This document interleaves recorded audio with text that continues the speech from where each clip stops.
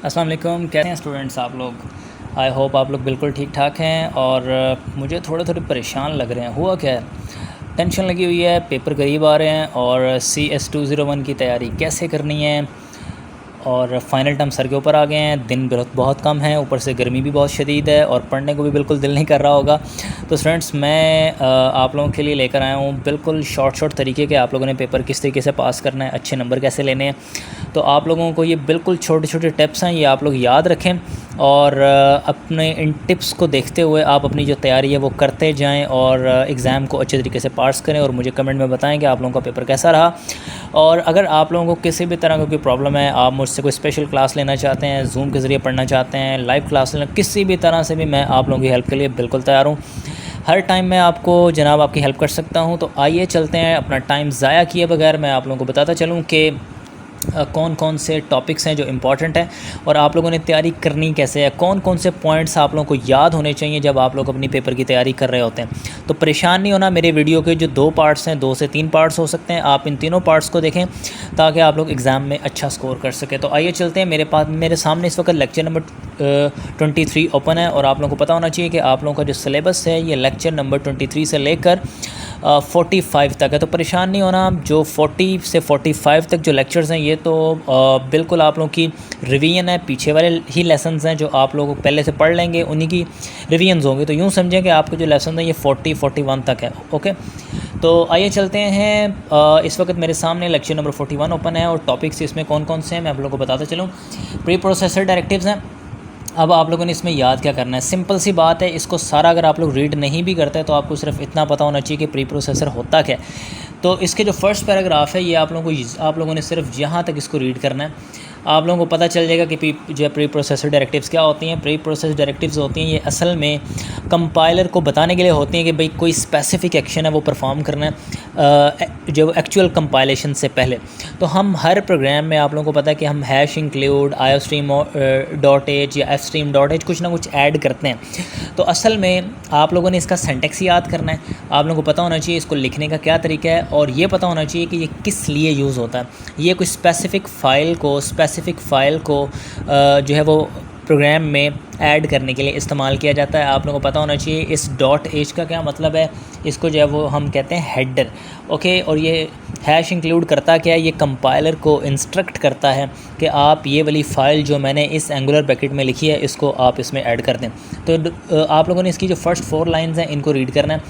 अगले पेज पे जा रहा हूँ। अगले पेज में ये बताया जा रहा है कि इंक्लूड डायरेक्टिव किस लिए यूज़ होती है। अभी मैं पहले भी इस बात को बता चुका हूँ कि इंक्लूड डायरेक्टिव कंपाइलर को बताती है कोई स्पेसिफिक एक्शन लेने के लिए कि जो भी फ़ाइल मैंने ऐड करवाना चाह रहे हैं हम उसको हैश के साइन के साथ लिखते हैं। ये वाला जो MCQs है बहुत इंपॉर्टेंट है कि जो प्री प्रोसेसर डायरेक्टिव्स होती हैं ये हम किस साइन के साथ हम स्टार्ट करते हैं। तो हम इसको शार्प साइन के साथ या जिसे हम जो वो हैश भी कहते हैं उसके साथ स्टार्ट करते हैं। तो इस पेज से स्टूडेंट्स आप लोगों ने सिर्फ इतने से ये जो इसकी फ़र्स्ट लाइंस हैं इनको आप लोगों ने रीड करना है। आप लोगों को बता दूं कि आप लोगों का जो पेपर होता है वो बिल्कुल स्ट्रेट फॉरवर्ड होता है।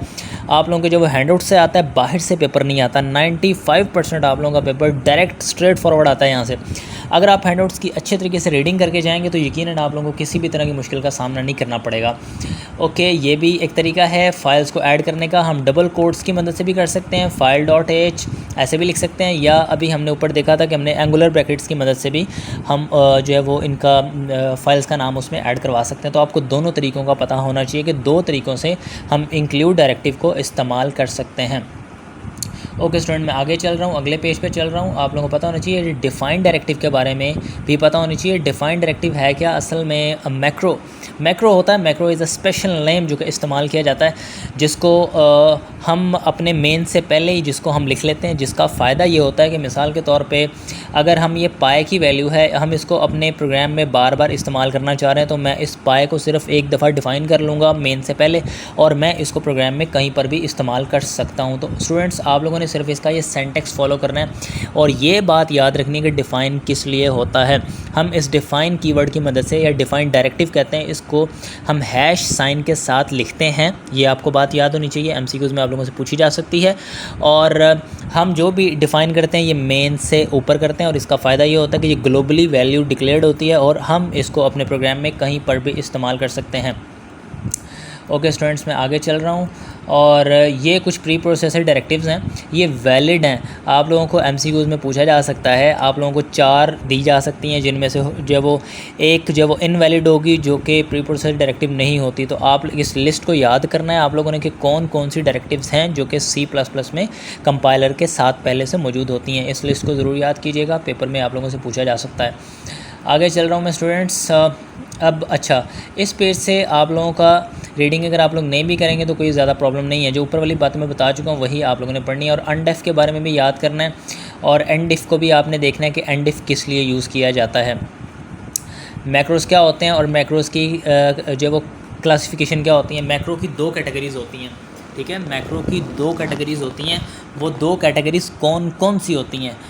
वो पहली कैटेगरी तो ये है कि हम इसको जो है वो हैश डिफाइन के साथ लिखते हैं, और दूसरा ये इसमें ये पैरामीटर लेस होता है, इसमें पैरामीटर्स नहीं होते, लाइक कोई फंक्शन की तरह ये काम नहीं करता। लेकिन जो दूसरा होता है ये हैश डिफाइन, इसमें देखें स्क्वायर इज़ अ नेम, और उसके बाद ये इसको आर्गूमेंट भी दिए गए हैं। तो ये 2 कैटेगरीज़ होती हैं मैक्रो की, आपने इस बात को याद कर रखना है, और ये जो लाइन्स हैं इनको रिमेंबर कीजिएगा। आगे चल रहा हूँ, आप लोगों ने इस लेसन में ये 3 से 4 बातें जो आप लोगों ने याद करनी है। ये बड़ी बड़ी एग्जांपल्स को फ़िलहाल देखने की ज़रूरत नहीं है, क्योंकि एग्जांपल्स को समझना और एग्जांपल्स को देखना ये तब होता है जब आप लोगों के पास टाइम ज़्यादा हो। और ज़ाहिर सी बात है, आप लोगों में से ज़्यादा लोग जॉब होल्डर्स होते हैं, तो उनके लिए प्रॉब्लम होता है कि पास कैसे हुआ जाए। तो मैं टिप्स दे रहा हूँ, इसको देखते जाएँ। और आगे हैं ये जो टिप्स होती हैं हर लेसन में, ये वाली जो टिप्स हैं ये आप लोगों ने ज़रूर याद करनी है। देखें जी, पहली टिप ये है कि जब भी प्री प्रोसेसर डायरेक्टिव लिखते हैं तो वो स्टार्ट किससे होता है? वो हैश साइन के साथ स्टार्ट होता है। और दूसरी बात ये याद रखें कि कोई भी सिंबल जिसको हम रीडिफाइन करना चाहते हैं तो ये ज़रूरी है कि पहले उसको अनडिफाइन किया जाए। तो आपको एमसीक्यूज़ में ये पूछा जा सकता है।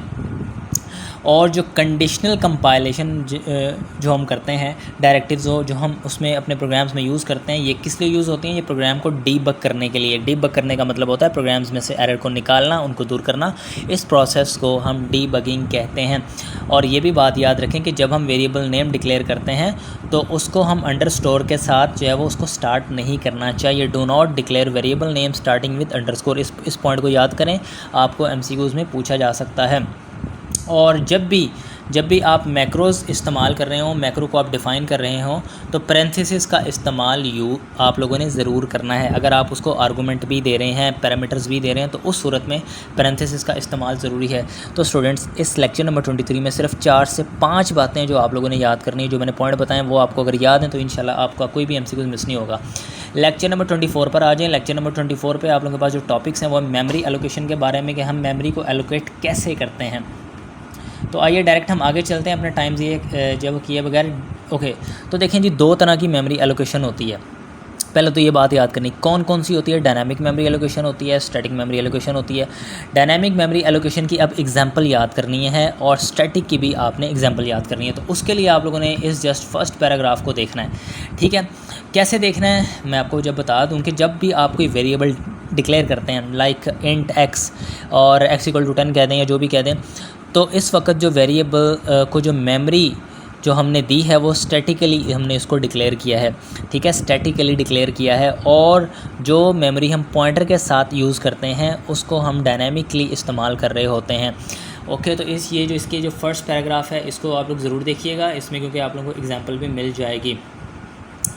ओके, तो आगे चल रहे हैं, और ये वाला पॉइंट ज़रूर याद करिएगा कि थर्ड इसमें लाइन में आ रहा है कि जो मेमोरी स्टैटिकली हम एलोकेट करते हैं, जब हम किसी वेरिएबल को जब हम करते हैं तो वो कहाँ से आती है मेमोरी?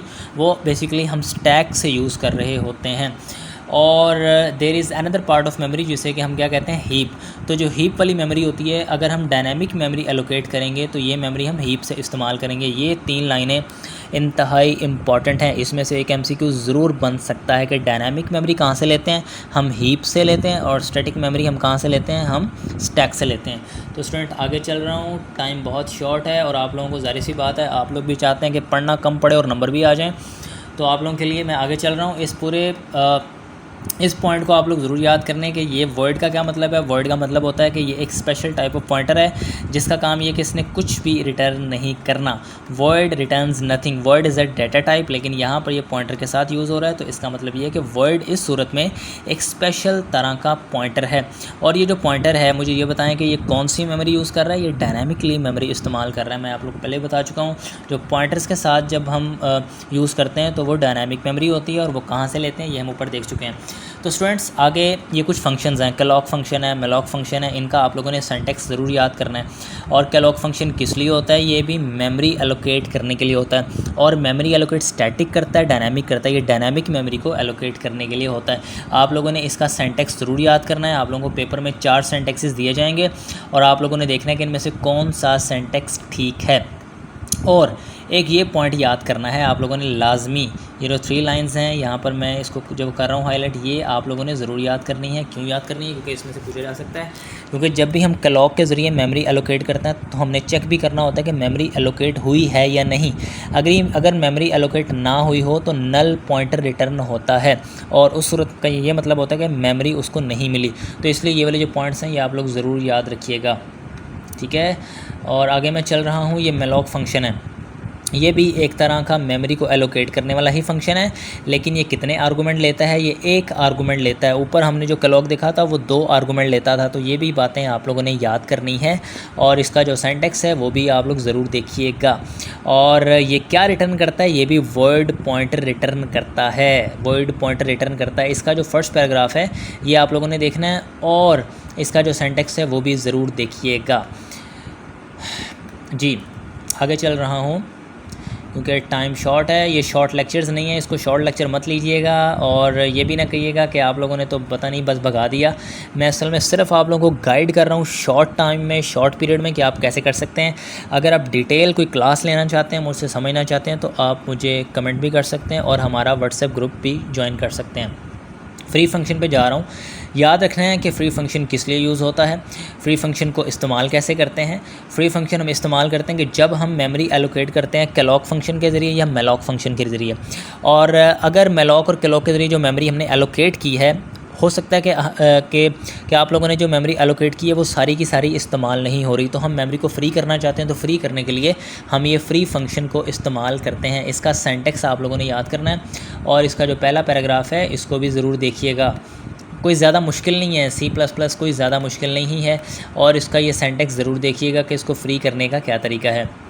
सिंटैक्स देखेंगे तो, क्योंकि ये पेपर में आप लोगों से पूछा जा सकता है, और ये ज़रूरी है कि हम मेमोरी को फ्री करें ताकि उसको जो है ना प्रोग्राम का कोई दूसरा हिस्सा उस मेमोरी को इस्तेमाल करें, क्योंकि हमारे पास जो रिसोर्सेज होते हैं वो लिमिटेड होते हैं, और जब हमारे पास रिसोर्सेज लिमिट हों तो हमें मेमोरी को ध्यान से इस्तेमाल करना होता है। ओके स्टूडेंट्स, आगे चल रहे हैं, और बस यूँ समझें कि बस भाग रहे हैं।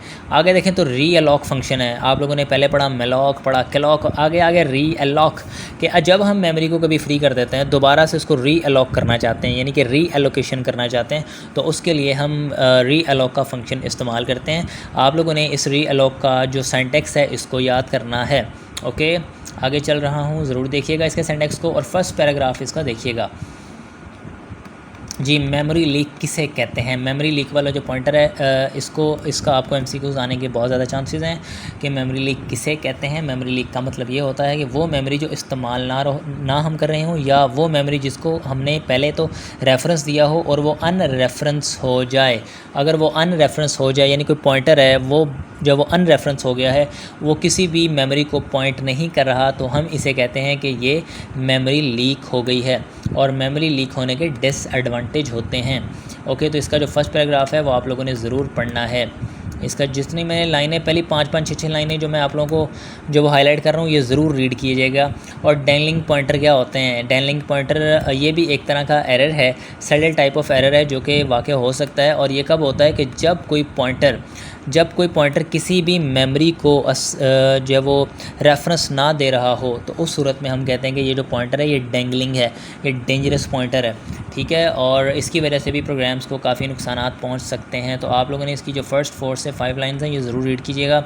आगे एग्जांपल्स आ गई। फ़िलहाल आप लोगों को अगर प्रोग्राम बनाने में इंटरेस्ट नहीं है, प्रोग्रामिंग से अगर आप लोगों को एलर्जी है, तो आप इन प्रोग्राम्स को मत देखें फ़िलहाल।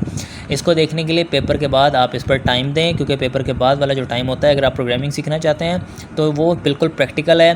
थोड़ा सा किताबों से जब वो हट के हमें प्रैक्टिकल करना पड़ता है, तो उसके लिए आपके पास जो गोल्डन टाइम है वो ये है कि आप पेपरों के बाद उस पर वर्किंग करें। तो स्टूडेंट्स ये जो टिप्स हैं ये ज़रूर देखा करें, और टिप्स बहुत आसान होती हैं और टिप्स में से एमसीक्यूज़ बनते हैं, तो टिप्स को इग्नोर मत किया करें। यूँ कह लें कि टिप्स आपके पूरे चैप्टर की समरी होती है, इसको ज़रूर देखना है आप लोगों ने। तो स्टूडेंट आगे चल रहा हूँ, लेक्चर नंबर 25 है। लेक्चर नंबर 25 में आप लोगों के पास जो टॉपिक्स हैं वो C++ की जो वो हिस्ट्री है। आप लोगों को पता होना चाहिए कि C++ कब बनी थी, ये आप लोगों ने डेट याद करनी है। और C++ का पहले क्या नाम होता था, C होता था, C से पहले B होता था, बाद में इसको एक्सटेंड किया गया तो ये C++ बन गई।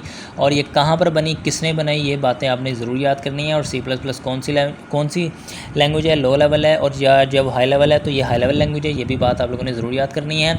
और टॉप डाउन स्ट्रक्चर क्या होता है ये बात आप लोग ज़रूर याद करेंगे। इसके लिए ये जो इसकी 2 लाइन्स हैं ये ज़रूर देखें कि जब हम एक लार्ज प्रोग्राम को छोटे छोटे प्रोग्राम्स में जब हम उसको डिवाइड कर देते हैं तो वो क्या बन जाता है, वो फंक्शंस में डिवाइड हो जाता है। और इस अप्रोच को हम कहते हैं टॉप डाउन स्ट्रक्चर अप्रोच, इसको भी ज़रूर देखिएगा। और डिवाइड एंड कंकर का क्या मतलब होता है, बड़े लार्ज सॉफ्टवेयर को छोटे छोटे टुकड़ों में डिवाइड कर देना, फंक्शन पे डिवाइड कर देना और उसके ऊपर काम करना, this is called divide and conquer. तो इसको भी ज़रूर देखिएगा। और ये भी बात याद रखनी कि जब भी आप लोग प्रोग्राम्स लिखते हैं तो उनमें कमेंट्स ज़रूर देने चाहिए, और कमेंट्स वहाँ पर लिखते हैं जहाँ पर आमतौर पर कोई प्रोसेसिंग जो है ना हम कर रहे होते हैं अपने प्रोग्राम्स के अंदर। ऐसा नहीं होता कि जहाँ पर वेरिएबल डिक्लेयर कर रहे हों वहाँ पर हम उसके साथ जो है कमेंट लिखते हैं कि डिक्लेयरिंग अ वेरिएबल। तो ये ऐसे कमेंट्स, सस्ते कमेंट्स नहीं देने, बल्कि कमेंट्स वहाँ पर लिखते हैं जहाँ पर हमारे पास कोई प्रोसेसिंग हो रही हो। और डिफ़ॉल्ट फंक्शन आर्गूमेंट्स वाली बात याद रखें। इसके लिए मैं आपको छोटा सा प्रोग्राम दिखाना चाहूँगा, उसको देखेंगे तो यकीनन आप लोगों को क्लियर हो जाएगा। डिफ़ॉल्ट फंक्शन आर्गूमेंट्स क्या होते हैं, लुक एट दिस। ये एक प्रोग्राम है, इसमें ये एक फ़ंक्शन है, शो इसका नाम है, और ये देख लें कि इसको वैल्यूज़ दी गई हैं। ये एक इंटीजर वेरिएबल है, इसको वैल्यू 1 दी गई है, ये एक फ्लोटिंग है, ये इस तरह लॉन्ग है। ये जो हम पहले से इसको जहाँ पर हम फंक्शन की प्रोटोटाइप लिख रहे हैं वहाँ पर हम इसको जो आर्गूमेंट दे देते हैं, इसे हम कहते हैं कि ये डिफ़ॉल्ट आर्गूमेंट्स हैं। इस बात को याद रखिएगा और इसका स्ट्रक्चर याद रखिएगा। आपसे पूछा जा सकता है कि ये डिफ़ॉल्ट है या नहीं है, तो इसको ज़रूर देखिएगा डिफ़ॉल्ट फंक्शन आर्गूमेंट्स को। और आगे चल रहा हूँ, जल्दी से आगे जाना चाह रहा हूँ। अगर सर दर्द हो रहा है तो थोड़ा सा सर को हिलाएं, क्योंकि मैं आप लोगों को यूँ कह लें कि बस गुजार रहा हूँ आप लोगों के सर के ऊपर से, आप लोगों को ताकि आइडिया हो जाए पेपर की तैयारी कैसे करनी है। और ज़रूर देखिएगा इनलाइन फंक्शंस क्या होते हैं। इसकी जो फर्स्ट लाइंस हैं, फर्स्ट ये वाला जो पैराग्राफ है, इसको आप लोगों ने ज़रूर पढ़ना है। इसमें से एमसीक्यूज़ बन सकता है, आपको कॉन्सेप्ट क्लियर हो जाएगा। सिर्फ एमसीक्यूज़ मत देखा करें, पास्ट पेपर सिर्फ मत देखा करें। पास्ट पेपर वाली वीडियो भी मैं आप लोगों के पास जल्दी लेकर आऊँगा, लेकिन सिर्फ पास्ट पेपर से आपके कॉन्सेप्ट क्लियर नहीं होते, आप अन्यवा तैयारी कर रहे होते हैं। तो मैं ये चाहता हूँ कि आप लोग जब हैंडआउट्स पढ़ें और हैंडआउट्स पढ़ने के साथ साथ आप तैयारी करें। तो ये जो मैं स्क्रॉल करता जा रहा हूँ ना, इसको ज़्यादा ध्यान देने की इन चीज़ों पर ज़रूरत नहीं है आप लोगों को, ठीक है। आगे हैं तो फंक्शन ओवरलोडिंग। फंक्शन ओवरलोडिंग है क्या जनाब, फंक्शन को ओवरलोड करना मतलब ये है कि सेम नेम है, यानी एक फ़ंक्शन है और वो डिफरेंट बिहेवियर्स के साथ काम कर रहा है। एक फ़ंक्शन है वो मुख्तलिफ़ ऑपरेशंस कर रहा है, इसको हम क्या कहते हैं, फंक्शन ओवरलोडिंग कहते हैं। तो इस बात को आप लोगों ने याद करना है, और इसकी जो फर्स्ट लाइंस हैं वो आप लोगों ने ज़रूर रीड करनी है। इसका जो पहला पैराग्राफ है ना, यहाँ से लेके यहाँ तक आप ज़रूर देखिएगा। और दूसरा बात ये है कि ये जो फंक्शन ओवरलोडिंग है, यहाँ से आप इसको ज़रूर देखिएगा, ठीक है। ये आप लोग इसको ज़रूर देखिएगा और इनको पढ़िएगा। थोड़ा बहुत आप पढ़ेंगे इंशाल्लाह ताला आपको समझ आती जाएगी। और फ़िलहाल मैं आप लोगों को लेक्चर नहीं दे रहा, मत समझिएगा कि मैं आप लोगों को लेक्चर दे रहा हूँ, ठीक है। मैं सिर्फ आप लोगों को बता रहा हूँ कि कौन कौन सी चीज़ें आप लोगों को याद करनी होती हैं। प्रोग्राम्स बड़े बड़े प्रोग्राम्स हैं, इनको देखने की ज़रूरत नहीं है। अगर आप अच्छे नंबर लेना चाहते हैं फिर ज़रूर देखें, क्योंकि जो लॉन्ग क्वेश्चन में आपको जो पार्ट आएगा वो प्रोग्राम्स का ही होगा। आगे चल रहे हैं। असल में एक्चुअल जो कोर्स है ना आप लोगों का, वो क्लासेस, यहाँ से बहुत ज़्यादा पेपर आने का चांस है। और जो प्रोग्राम भी आएगा वो हो सकता है आपको क्लासेस का ही आए। क्लास होती क्या है ये बात आप याद करिए। क्लास एक यूज़र डिफाइंड डाटा टाइप है। क्लास एक यूज़र डिफाइंड डाटा टाइप है, ठीक है।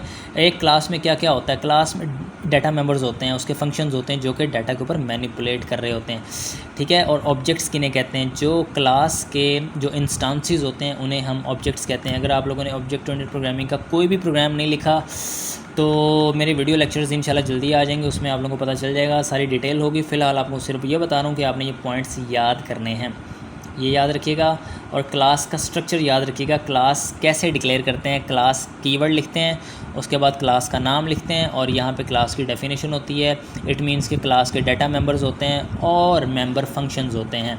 डाटा मेंबर्स क्या होते हैं, आगे चलता हूँ दिखाता हूँ। लुक एट दिस, ये एक क्लास है, इस क्लास का नाम डेट है और इसमें ये इसके 3 डाटा मेंबर्स हैं जिनको हमने यूज़ करना है। और इनको यूज़ कौन करेगा, इनको फंक्शंस यूज़ करेंगे, फंक्शंस इनको मैनिपुलेट करेंगे। और एक्चुअली क्लासेस का कॉन्सेप्ट है क्या, क्लासेस का कॉन्सेप्ट ये है कि हम इंटरफेस को सेपरेट करना चाहते हैं इम्प्लीमेंटेशन से, ताकि पता ना चले कि हमने किस तरह का कोड लिखा हुआ है हमें, क्योंकि यूज़र को सिर्फ़ और सिर्फ इम्प्लीमेंटेशन से कोई गर्ज़ नहीं होता, उसको सिर्फ इंटरफेस चाहिए होता है। तो इसलिए क्लासेस को हम इस्तेमाल करते हैं। इसका जो फर्स्ट पैराग्राफ है इसको ज़रूर पढ़िएगा, इट्स वेरी इंपॉर्टेंट। और क्लास का स्ट्रक्चर है, और ये बात ज़रूर याद रखनी है, एमसीक्यूज़ पक्का आएगा, अपने पास लिख के रख लें कि जो डिफ़ॉल्ट विजिबिलिटी होती है डाटा मेंबर्स की वो प्राइवेट होती है, या जो मेंबर फंक्शंस होते हैं वो क्या होते हैं, वो हिडन होते हैं या प्राइवेट होते हैं। क्योंकि आपको पता है क्लास के 2 हिस्से होते हैं, एक होता है प्राइवेट और एक होता है पब्लिक। अब इनका मतलब क्या है, प्राइवेट का मतलब ये होता है कि ये जो है ना, ये प्राइवेट जो डाटा मेंबर्स हैं, जो भी हम प्राइवेट वाले पार्ट में लिखते हैं वो इस क्लास के बाहर उसको एक्सेस नहीं किया जा सकता, उसको यूज़ नहीं किया जा सकता। जबकि जो पब्लिक पार्ट होता है ना, इसमें हम लिखते हैं फंक्शंस, और पब्लिक पार्ट का मतलब ये होता है कि हम इनको क्लास के बाहर से एक्सेस कर सकते हैं, इनको इस्तेमाल कर सकते हैं। तो आप लोगों को क्लास का लिखने का स्ट्रक्चर ज़रूर आप लोगों को आना चाहिए। आगे ये एक प्रोग्राम है, ये सारी कहानी उसके बारे में लिखी हुई है। अब ये देखें, ये कंप्लीट स्ट्रक्चर है, लुक एट दिस, ये क्लास का एक स्ट्रक्चर है, ये क्लास है, उसका नाम डेट है, ये उसका पब्लिक पार्ट है, और पब्लिक पार्ट में ये एक फंक्शन लिखा हुआ है डिस्प्ले का, और ये एक कंस्ट्रक्टर लिखा हुआ है। ओके, कंस्ट्रक्टर क्या होता है, डिटेल इसमें थोड़ी सी आगे आ रही है। प्राइवेट ये पार्ट है, और इस प्राइवेट पार्ट में ये इसके 3 डाटा मेंबर्स हैं। डाटा मेंबर्स क्या होते हैं, जो वैल्यूज़ को स्टोर करने के लिए होते हैं, और फंक्शन मेंबर फंक्शंस क्या होते हैं, जो इन डाटा मेंबर्स को इस्तेमाल करते हैं। आगे चल रहे हूँ, काम बहुत ज़्यादा है और यकीनन आप लोग भी ज़्यादा पढ़ना नहीं चाहते हैं, इसलिए आप लोगों के लिए बड़ी शॉर्ट सी वीडियो और बातें गुजार के आप लोगों के लिए बना रहा हूँ कि आप लोग शायद कुछ ना कुछ तो ज़रूर करके जाएंगे। ओके, ये एक क्लास है, इसका थोड़ा सा चारों इंट्रोडक्शन आप लोग देख लें, आपको पता चल जाए ये क्लास है, ये इसका नाम है, ये इसका इंटरफेस पार्ट है। आपको याद होना चाहिए कि पब्लिक लिखते कैसे हैं, ये कॉलन ज़रूर यूज़ करते हैं। ये जब आप पब्लिक पार्ट लिखेंगे, जब आप प्राइवेट पार्ट लिखेंगे, ये भी, और ये ज़रूरी नहीं है कि प्राइवेट पहले लिखें या पब्लिक पहले लिखें, ये ऊपर नीचे भी हो सकते हैं। सिर्फ याद ये रखना है कि ये जो प्राइवेट पार्ट होता है ये जब वो हिडन पार्ट होता है, इट मीन्स कि ये क्लास के बाहर एक्सेस नहीं किया जा सकता। ये क्लास का एंड हो रहा है, सेमीकोलन जहाँ पे लगा हुआ है, और ये क्लास के बाहर है, उस फंक्शन को एक्सेस किया जा रहा है, उसको मैनिपुलेट किया जा रहा है, यूज़ किया जा रहा है डिस्प्ले के फंक्शन को। और ये वो वाले डाटा मेंबर्स हैं, डे मंथ ईयर, उनको इस्तेमाल किया जा रहा है। किस तरीके से किया जा रहा है डिटेल इसकी बाद में देखेंगे, अभी मैं चल रहा हूँ आगे।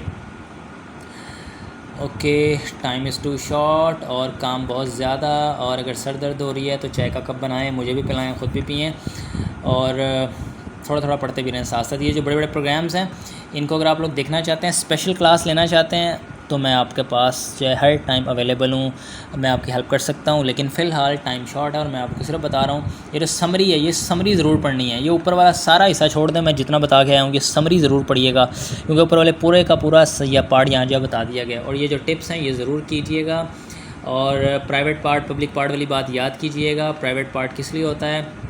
और कंस्ट्रक्टर वाली बात फिर रह गई। कंस्ट्रक्टर जो ऊपर मैंने बताया था, कंस्ट्रक्टर एक स्पेशल फंक्शन होता है जो कि आमतौर पर क्लास का डिफ़ॉल्ट बिहेवियर बता रहा होता है, और कंस्ट्रक्टर का सेम नाम होता है जो क्लास का नाम होता है। जैसे कि अगर क्लास का नाम ऊपर डेट था, तो जो हम कंस्ट्रक्टर रखेंगे उसका नाम भी डेट होगा। इस बात को भूलना नहीं है आप लोगों ने। आगे चल रहा हूँ, टिप्स को ज़रूर देखिएगा, और टिप्स कभी भी नहीं छोड़नी है आप लोगों ने। और लेक्चर नंबर 27 में क्या क्या याद करना है, फिर वही चल रहा है, classes, objects, constructor, type of constructor. ये आप लोगों ने, इसका जो पहला पैराग्राफ है इसको ज़रूर आप लोगों ने पढ़ना है। और ये वही बातें जो पहले ऊपर वाले पहले जो वो पिछले लेक्चर में हम कर चुके हैं, ये फिर क्लास वाली सारी बातें जनाब चल रही हैं। कंस्ट्रक्टर वाला, कंस्ट्रक्टर की थोड़ी सी डिटेल आ गई, मैं आपको पहले बता चुका हूँ कि ये कंस्ट्रक्टर क्या होता है। इसकी फ़र्स्ट 3 लाइन्स को ज़रूर इस्तेमाल कीजिएगा। और ये भी बात याद करनी है कि अगर हम खुद से कंस्ट्रक्टर फंक्शन डिफ़ाइन नहीं करते क्लास में, तो जो C++ है वो ख़ुद से एक डिफ़ॉल्ट कंस्ट्रक्टर हमें दे देता है। क्या हुआ यार, पसीने क्यों आ रहे हैं, सर दुखने लग गया होगा, सोच रहे होगे कि क्या कर रहा है ये बंदा, हमें भगाई जा रहा है, कुछ बता नहीं रहा। तो जनाब ये सिर्फ़ और सिर्फ टिप्स बता रहा हूँ तैयारी करने के लिए, समझा नहीं रहा हूँ, याद रखिएगा। और टाइप्स ऑफ कंस्ट्रक्टर, ये आप लोगों को पेपर में शॉर्ट क्वेश्चन भी आ सकता है कि कंस्ट्रक्टर कितनी तरह के होते हैं। टाइप्स ऑफ कंस्ट्रक्टर, एक होता है कंपाइलर जनरेटेड, यानी जो हम खुद से कंस्ट्रक्टर डिफ़ाइन नहीं करते, नहीं डिक्लेयर करते, तो कंपाइलर एक कंस्ट्रक्टर खुद से बना देता है, उसे कहते हैं कंपाइलर जनरेटेड। एक होता है सिंपल कंस्ट्रक्टर, जो कोई भी आर्गूमेंट नहीं लेता, उसे हम कहते हैं सिंपल कंस्ट्रक्टर लाइक दिस। ये कंस्ट्रक्टर है, ये कोई भी आर्गूमेंट नहीं ले रहा। उसके बाद आगे चलें तो ये पैरामीटराइज कंस्ट्रक्टर है, जो पैरामीटर ले रहा है। आप इसको देख सकते हैं कि इसने 3 पैरामीटर लिए हैं, 2 ले, 3 ले, जितने भी ले, जितने हम इस्तेमाल करना चाह रहे हैं। कंस्ट्रक्टर को ओवरलोड करने का क्या मतलब है? इसका मतलब ये हुआ कि जैसे फंक्शन ओवरलोडिंग होती है, हम पहले देख कर आए हैं, उसी तरह ही कंस्ट्रक्टर ओवरलोडिंग होती है कि कंस्ट्रक्टर का नाम सेम रहेगा लेकिन वो डिफरेंट बिहेवियर परफॉर्म कर रहा होगा।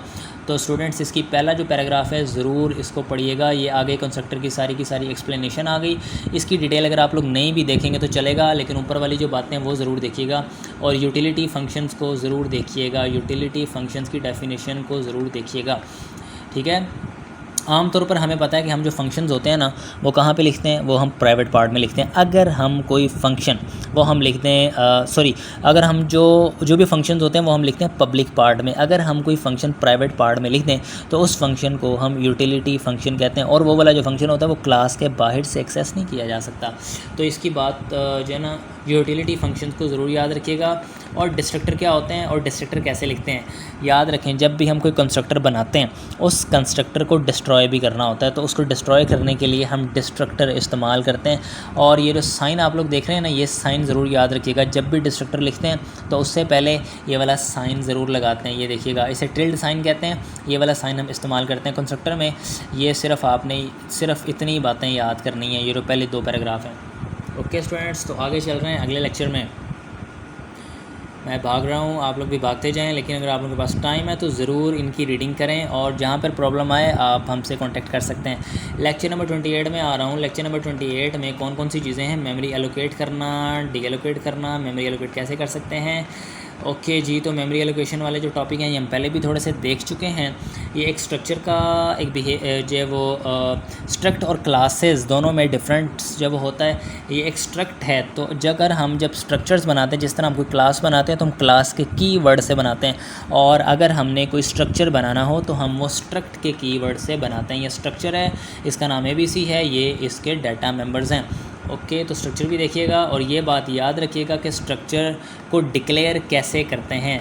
उसके लिए स्ट्रक्ट का कीवर्ड इस्तेमाल करते हैं और हम उसको यूज़ कर सकते हैं। आगे फिर वही बातें आ गई, मेलॉक फंक्शन, क्लॉक फंक्शन जो कि मेमोरी एलोकेट करने के लिए होते हैं, और री एलोक फंक्शन मेमोरी री एलोकेट करने के लिए होता है, और फ्री फंक्शन किस लिए होते हैं? जो हम मेलॉक फंक्शन जो मेमोरी रिज़र्व करता है, अगर कोई मेमोरी इस्तेमाल नहीं हो रही तो हम उसको फ्री फंक्शन के ज़रिए फ्री कर लेते हैं। इसका सिंटैक्स ज़रूर याद रखिएगा। आगे फिर वही बातें चल रही हैं। आगे न्यू ऑपरेटर वाली बात आ गई। न्यू ऑपरेटर के ज़रिए मेमोरी कैसे एलोकेट करते हैं और न्यू ऑपरेटर किसके साथ इस्तेमाल होता है, इसका जो सिंटैक्स है ये ज़रूर देखिएगा और इसको याद भी करिएगा क्योंकि पेपर में आ सकता है। और जब भी हम मेमोरी एलोकेट करती हैं न्यू के ज़रिए से, तो हम उसको डिलीट ऑपरेटर के ज़रिए से डिलीट करते हैं। याद रहेगी ये बात। जिस तरह मेलॉक फंक्शन क्लॉक फंक्शन का इस्तेमाल करते हैं, और अगर हमने मेमोरी को फ्री करना हो तो हम क्या करते हैं? फ्री फंक्शन का इस्तेमाल करते हैं। इसी तरह जब हम न्यू ऑपरेटर के ज़रिए मेमोरी एलोकेट करते हैं तो वो हम फ्री कैसे करते हैं? डिलीट ऑपरेटर के ज़रिए करते हैं। ये बात याद रखनी है आप लोगों ने। और न्यू ऑपरेटर के ज़रिए भी जो मेमोरी एलोकेट करते हैं वो डायनामिकली मेमोरी एलोकेट होती है, स्टैटिकली एलोकेट नहीं होती। क्या हुआ, सोने लग गए हैं? अभी से सो रहे हैं? अगर सो रहे हैं तो लेक्चर इसको, मेरी बातों को रोक दें, स्टॉप कर दें, थोड़ी देर बाद दोबारा सुन लीजिएगा, कोई बात नहीं। क्योंकि जब हमने पहले से कुछ पढ़ा ना हो और एकदम से इतना मलबा बोरियां लादनी काफ़ी मुश्किल हो जाती हैं। तो अगर सर दर्द करने आप लोगों का कर रहा है तो ज़रूर आप लोग छोड़िए और थोड़ी देर बाद दोबारा सुनिए, इंशाल्लाह दोबारा समझ आ जाएगी, ठीक है। और एक बार नहीं 2 बार सुनिए तो ज़्यादा अच्छी समझ आ जाएगी। ओके, ये जो बड़ी बड़ी पिक्चर्स आ रही हैं, पिक्चर्स को ना देखें फ़िलहाल। अगर आप लोगों के पास टाइम शॉर्ट है तो इसको देखने की ज़रूरत नहीं है। और थोड़ी थोड़ी थ्योरी जो मैं आपको इम्पोर्टेंट बता रहा हूँ वो बातें ज़रूर याद करिएगा। अगर बाकी वाली रह भी जाएँ तो कोई ज़्यादा प्रॉब्लम नहीं है। आगे ये क्लास और स्ट्रक्चर का थोड़ा सा डिफरेंस है, इसकी जो ये बातें हैं ज़रूर पढ़िएगा। स्ट्रक्चर और क्लासेस हैं तो सिमिलर, क्वाइट सिमिलर, लेकिन थोड़ा सा इनमें फ़र्क होता है। फ़र्क क्या होता है कि जब हम क्लास डिक्लेयर करते हैं तो हम क्लास का कीवर्ड इस्तेमाल करते हैं, और जो क्लासेस होती हैं वो C++ में यूज़ होती हैं, और ये जो स्ट्रक्चर्स होते हैं ये C में इस्तेमाल किए जाते हैं। याद रहेगी, आई होप आप लोगों को ये बात। आगे चल रहा हूँ, प्राइवेट कीवर्ड और पब्लिक कीवर्ड दोनों का फ़र्क ज़रूर याद रखिएगा। आगे चले जा रहा हूँ और डिलीट ऑपरेटर, फिर दोबारा वही वाली बातें आ रही हैं, फ्री फंक्शन आ रहा है, डिलीट ऑपरेटर, ये बातें आप लोग पहले पढ़ चुके हैं। तो बार बार अगर आप नहीं पढ़ना चाहते, टाइम शॉर्ट है, तो सिर्फ उतनी बातें पढ़ें जितनी मैं आप लोगों को बता चुका हूँ। ओके जी, मेन फंक्शन के बारे में हम पहले ही जानते हैं कि जहाँ से मेन फंक्शन क्या होता है, जहाँ से हमारे प्रोग्राम की एग्जीक्यूशन स्टार्ट होती है। और आप लोगों को पता है कि आप मेन फंक्शन के ऊपर पहले भी काफ़ी काम कर चुके होंगे। ओके जी, तो आगे चल रहे हैं। मैसेजेस और मेथड्स का जो डिफरेंस है इसको ज़रूर याद करिएगा, इनमें से आपको एमसीक्यूज़ आ सकता है। ये 2 पैराग्राफ ज़रूर पढ़िएगा। ओके, क्लासेस का फ़ायदा क्या होता है? क्लासेस का फ़ायदा ये होता है कि इससे जो लैंग्वेज होती है उसके जो फ़ीचर्स होते हैं, यूँ कह लें कि वो एक्सटेंड हो जाते हैं, तो इसलिए हम क्लासेस को इस्तेमाल करते हैं। तो आगे ये टिप्स आ गई हैं। टिप्स तो आप लोगों ने बिल्कुल भी नहीं छोड़नी। इन टिप्स में से यूँ कह लें कि काफ़ी पेपर आता है, और ये टिप्स जो होती हैं ये इस पूरे के पूरे जो चैप्टर हम पढ़ के आए हैं ना, यूँ कह लें ये उसकी समरी होती है। तो टिप्स आप लोगों ने स्टूडेंट्स बिल्कुल नहीं छोड़नी। आगे चल रहा हूँ, ये लेक्चर नंबर 29 है और ये मेरे पास आगे फ्रेंड फंक्शन। फ्रेंड फंक्शन को आपने डिक्लेयर करने का तरीका याद करना है। अभी मैं आप लोगों को एक बात बता रहा था, वो बात बता ये रहा था कि जो क्लास के जो फंक्शंस होते हैं वो आउटसाइड द क्लास, यानी जो क्लास के मेंबर्स होते हैं, डाटा मेंबर्स होते हैं, आउटसाइड द क्लास एक्सेस नहीं किए जा सकते। इसे हम एनकैप्सुलेशन कहते हैं। लेकिन अगर हम फ्रेंड फंक्शन बना लें, फ्रेंड फंक्शन क्लास के अंदर बना लें, तो वो जो फ्रेंड फंक्शन होता है ना, वो क्या करता है, वो उस क्लास के बिहेवियर को, उस क्लास के जो डाटा मेंबर्स होते हैं उनको इस्तेमाल कर सकता है, उनके फंक्शंस को भी यूज़ कर सकता है। तो जो फ्रेंड फंक्शन होता है ये दोस्त बन जाता है, और ये उसके जो प्राइवेट बिहेवियर होता है, जो प्राइवेट डाटा मेंबर्स होते हैं, उनको क्लास से आउटसाइड भी एक्सेस कर सकता है। अब आपने याद क्या करना है? याद आप लोगों ने ये करना है कि आपने डिक्लेरेशन इसकी याद करनी है। डिक्लेरेशन कैसे करते हैं ये आप लोग देख लें, ये सिंटैक्स है, ये आप लोग ज़रूर याद करिएगा, ठीक है। और इसके बारे में थोड़ा सा पढ़िएगा, ठीक है, थोड़ा सा यहाँ तक ज़रूर पढ़िएगा, इससे आपका कॉन्सेप्ट भी क्लियर हो जाता है। फिर अगर एमसीक्यू थोड़ा सा चेंज करके भी आएगा ना, अगर थोड़ा सा कॉन्सेप्चुअल भी होगा, तो आप लोग फिर उसको कर सकेंगे। तो इसलिए आगे सैम्पल प्रोग्राम्स में मैं फ़िलहाल नहीं जा रहा, क्योंकि टाइम वेरी शॉर्ट, और मैं आप लोगों को बस ट्रिक्स बता रहा हूँ कि क्या क्या पढ़ना है। जो ज़रूरी होता है, बड़े बड़े प्रोग्राम्स को ना पढ़ें, अगर ज़्यादा शौक़ है तो ज़रूर पढ़ें, और अगर समझ नहीं आती तो मुझसे ज़रूर डिस्कस करें। लेकिन आप लोगों को पता है कि फ़िलहाल ये जो मैं बता रहा हूँ सारी बातें, ये सिर्फ़ और सिर्फ फ़ाइनल टर्म ताकि आप लोगों का गुजर जाए और आप लोग अच्छा स्कोर भी कर सकें जी। तो आगे देखते जाइए, सिर्फ देखते जाना है सिर्फ देखते जाना है। और अगर अच्छे नंबर लेने तो फिर पढ़ना भी है, अगर अच्छे नंबर लेने हैं। ये इसकी समरी है। समरी तो मैं बार बार आप लोगों को बता रहा हूँ कि समरी तो छड़ने वाली चीज़ ही नहीं है, कि समरी ज़रूर पढ़ के जानी है आप लोगों ने। ओके, लेक्चर नंबर 29 में फ्रेंड फंक्शन डिक्लेयर क्यों करना है, कैसे करना है, और फ्रेंड फंक्शन को इस्तेमाल क्यों करते हैं, फ्रेंड फंक्शन के फ़ायदे क्या हैं। ओके, ये 3 बातें ओनली, सिर्फ इतनी याद करनी है, ज़्यादा कहानियाँ मत पढ़ें। जो मेन पॉइंट होता है ना वो पढ़ के जाते हैं, क्योंकि आपको जो पेपर होता है वो मेन पॉइंट से आता है, कॉन्सेप्चुअल होता है। Lecture number 30 reference data types में आपने क्या याद करना है कि रेफरेंसेस कैसे दिए जाते हैं। ये जो एंड का ऑपरेटर आपको दिखाई दे रहा है ना, सो ये एड्रेस ऑफ ऑपरेटर है। This is address of operator, जो किस लिए यूज़ होता है, ये रेफरेंसिंग के लिए इस्तेमाल हो रहा है। तो इस वक्त ये जो एड्रेस ऑपरेटर है ये आई को रेफरेंस कर रहा है। ये क्या कर रहा है? आई को रेफरेंस कर रहा है। आप लोगों ने इसकी ये जनाब यहाँ तक जो लाइन्स हैं इनको ज़रूर पढ़ना है। रेफरेंसिंग यानी मेमोरी का रेफरेंस दे रहा होता है, इसको आप लोग ज़रूर देखिएगा। डिटेल में अगर पढ़ना चाहते हैं तो क्लासेस अवेलेबल होंगी इंशाल्लाह, वो आप ले लीजिएगा। और शॉर्ट वीडियो लेक्चर्स भी आप लोग मेरे देख सकते हैं, वो भी यूट्यूब पर अवेलेबल हैं, उस पर चले जाएं। फ़िलहाल सिर्फ फाइनल टर्म की तो ये वाला जो लेक्चर है, इसके आपने सिर्फ ऊपर रेफरेंसिंग वाली जो बातें हैं वो ज़रूर याद करनी है, और उसको लिखते कैसे हैं वो याद करना है, और रेफरेंस और पॉइंटर के दरमियान डिफरेंस क्या है ये आप लोग ज़रूर याद करिएगा। आपको पता है ना कि जो पॉइंटर होता है, जब हम कोई पॉइंटर डिक्लेयर करते हैं तो वो क्या काम करता है, वो सिर्फ़ और सिर्फ किसी न किसी मेमोरी का एड्रेस रिज़र्व कर लेता है। जबकि जो रेफरेंस होता है ना, ये क्या करता है, ये रेफरेंस लेता है, मेमोरी का एड्रेस नहीं लेता। तो दोनों में ये डिफरेंस है, इसको ज़रूर याद करिएगा। डैंगलिंग रेफरेंस क्या होता है? ऐसा रेफरेंस जो किसी भी मेमोरी को पॉइंट ना कर रहा हो, उसे डैंगलिंग रेफरेंस कहते हैं। फ्रेंड्स, डैंगलिंग रेफरेंस का ये जो पहला पैराग्राफ है ना, इसको आप लोगों ने ज़रूर पढ़ना है ताकि आपको आपके 3 क्लियर। मैं बार बार बता रहा हूँ कि जो पेपर होता है स्ट्रेट फॉरवर्ड होता है, इन्हीं हैंडआउट से आता है। ज़्यादा पास पेपर ढूंढने में अपना टाइम वेस्ट मत किया करें। अक्सर जो आप लोगों को पास पेपर मिलते हैं उनमें जो आंसर्स होते हैं वो गलत मार्क किए गए होते हैं। बराए मेहरबानी अपने हैंडआउट्स को ज़्यादा फोकियत दें, ना कि पास पेपर्स को। इस तरह आपके कॉन्सेप्ट भी क्लियर हो जाते हैं। तो आगे ये ज़्यादा जो प्रोग्राम्स की जो डिटेल होती है ना, प्रोग्राम्स ये जो आप लोग देख रहे हैं सारा ये प्रोग्राम्स की डिटेल है, जो प्रोग्राम लिखा होता है इसकी डिटेल को ज़्यादा मत पढ़ें फ़िलहाल, ठीक है। आप लोग जो मैं बातें बता रहा हूँ सिर्फ फ़िलहाल उनको देखें, अगर ज़्यादा क्लियर अंडरस्टैंडिंग करना चाहते हैं फिर ज़रूर पढ़ें। और ये समरी है, समरी पढ़ लें, इस रेफरेंस वाले चैप्टर की सिर्फ आप समरी पढ़ लें काफ़ी है। ऊपर वाला अगर आप सारा ना भी पढ़ें, ये टिप्स हैं ये देख लें, टिप्स देख लें और बाकी ये चीज़ें देख लें। तो स्टूडेंट्स लेक्चर नंबर 30 तक मैंने आप लोगों को जो बातें बताई हैं इनको याद करें, और वीडियो नंबर 2 भी अपलोड होने वाली है उसको देखें, और ये 2 वीडियोस आप लोग देखें, इंशाल्लाह पेपर करने जाएं और मेरी बातों को याद रखें, इंशाल्लाह आप लोगों का पेपर अच्छा होगा। मिलते हैं नेक्स्ट वीडियो में। अगर थक गए हो, अगर मैंने आप लोगों को बोर किया हो, अगर मैंने आप लोगों को वीडियो पसंद आई हो तो कमेंट में मुझे ज़रूर बताएँ ताकि मैं अपनी वीडियो को इम्प्रूव कर सकूँ। और याद रखिएगा कि ये मैंने आप लोगों को समझाया नहीं है, सिर्फ़ और सिर्फ मैंने ट्रिक्स दी हैं कि आप लोगों ने फ़िलहाल तैयारी कैसे करनी है। If you feel any problem you can contact me via WhatsApp और you can email us. Thank you. Allah Hafiz.